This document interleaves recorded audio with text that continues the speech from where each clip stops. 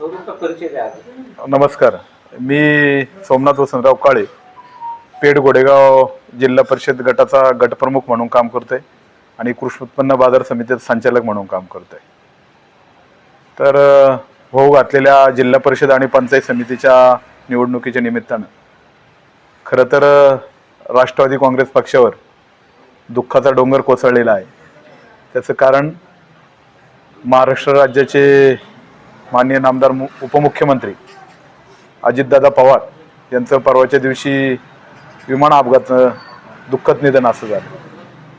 बारामती नव्हे, पवार कुटुंब नव्हे, तर संपूर्ण महाराष्ट्रावर आणि राष्ट्रवादी काँग्रेस पक्षावर दुःख कोसळलेलं आहे.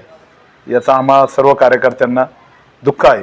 त्यामुळं आम्ही या पुढील काळात 4-5 दिवसात कुठल्याही प्रकारचं वाद्यकाम नाही, शांततेत प्रचार करणार आहोत. अगदी भोग्याची गाडी सुद्धा आमची फिरणार नाही.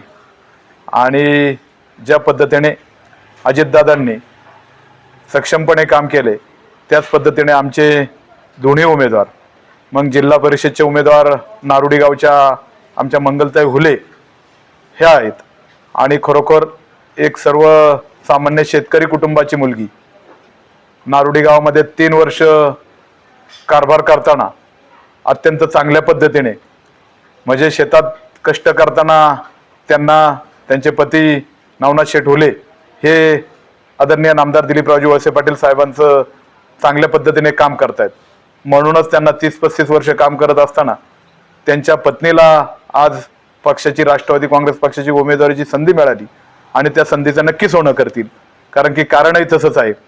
एकट्या नारुडी गावामध्ये 7 ते 8 कोटी रुपयाचा निधी त्यांनी आणला, अगदी स्मशानभूमीपासून तर रस्ते असतील, पाणी असतील आणि नारुडी गावची शाळा असेल, हे उत्तम बनवायचं काम खरं तर मंगलताईंनी बनवलेलं आहे.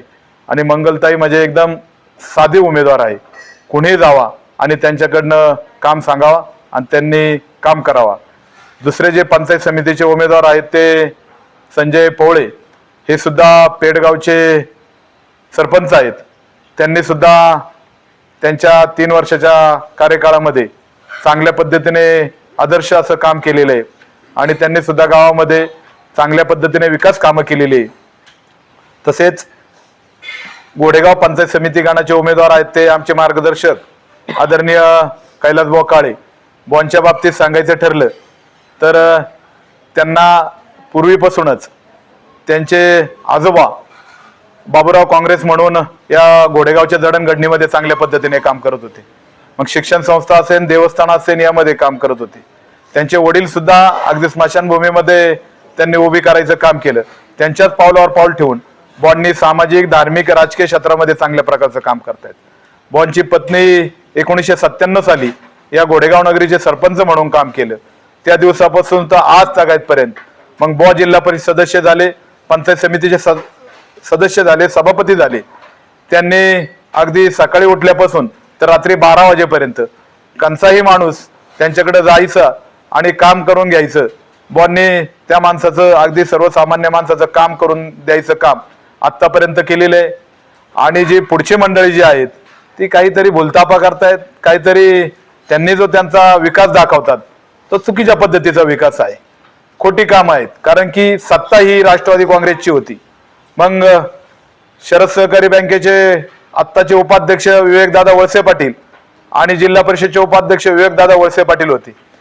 त्यांच्या माध्यमातून आम्ही सर्व कार्यकर्त्यांनी कामं या मतदारसंघात ओढून आणलेली आहे. आणि हे सांगतायत का बाबा ही कामं आम्ही केलेली आहेत. अगदी पठारावरची पाणी पुरवठा योजना सुद्धा सांगतायत ती मी केली. पण आदरणीय शिवाजीदादा आढळराव पाटील यांनी खरं तर दादा सुद्धा सांगतात, जिल्हा परिषदच्या मिटिंगा अटेंड करून दादांनी ह्या पठारी सातगाव पठारला पाणी आणायचं काम खरं तर प्रयत्न दादांनी केलेले आहेत. परंतु पुढचे उमेदवार काहीतरी चुकीच्या पद्धतीने भासवतायत आणि चुकीच्या पद्धतीने प्रचार करतायत. परंतु आदरणीय वळसे पाटील साहेबांनी जिल्हा घोडेगाव पेठ आणि जिल्हा परिषद गटामध्ये जवळजवळ 400-500 कोटी रुपयाची कामं केलेली आहेत. मग एकट्या घोडेगाव पंचायत समिती गणामध्ये 165 कोटी रुपयाची कामं, त्यावरून पेक्षा जास्त कामं आदरणीय वळसे पाटील साहेबांनी खेचून आणलेली आहेत. आणि खरं तर या माध्यमातून एवढी कामं तर झालीच, पण त्याला खरी साथ भेटली ते स्वर्गवासी आदरणीय अजितदादा पवारांची, आणि अजितदादा पवारांनी आपल्या पंचायत समितीच्या उद्घाटनासाठी आले होते. त्यावेळेला त्यांनी पाहिला आणि उद्घाटन केल्यानंतर अजितदादांनी लगेचच तिथे जवळजवळ 40 ते 50 लाख रुपयाचा एक व्यापारी संकुल आणि मोठा हॉल बांधून द्यायचं दादांनी खरं तर त्यावेळेला कबूल केलं आणि त्याचं काम सुद्धा आता चालू होणार होतं. परंतु दादा गेलं याचं दुःख आम्हा सर्व राष्ट्रवादी काँग्रेस पक्षाच्या कार्यकर्त्यांना आहे, आम्हाला आहे. आम्ही इथून पुढचा प्रचार शांततेत आणि संयमाने करणार आहोत, कारण की अजितदादांनी जे आम्हाला शिकवण दिलेली आहे तडफेने काम करायचं, त्याच पद्धतीने आमचे कार्यकर्ते काम करतील. आणि आमचे हे तिन्ही उमेदवार, जिल्हा परिषदचे उमेदवार मंगलताई होले, पंचायत समितीचे पेठ गणाचे उमेदवार संजय भाऊ पवळे आणि गोडेगाव पंचायत समिती गणाचे उमेदवार आदरणीय कैलास भाऊ काळे, हे तिन्ही उमेदवार चांगल्या मताधिक्याने आमचे सर्व मतदार निवडून देतील अशी आशा व्यक्त करतो आणि थांबतो. धन्यवाद.